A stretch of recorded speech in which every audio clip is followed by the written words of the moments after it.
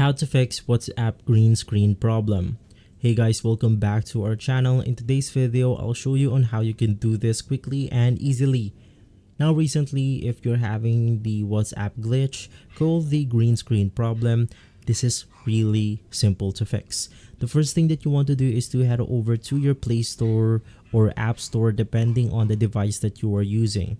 And once inside, you simply want to go ahead and search for WhatsApp, and you can just head over to the WhatsApp page right here.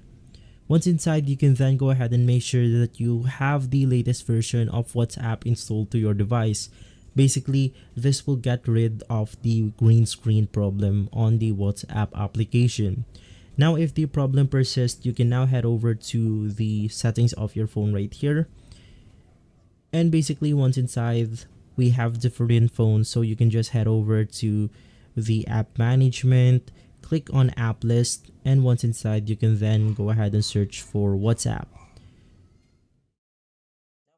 Now from here, you can just go ahead and click on uninstall, click on OK, and you want to go ahead and install a fresh copy of WhatsApp into your device to get rid of the glitches and bugs installed within the previous version.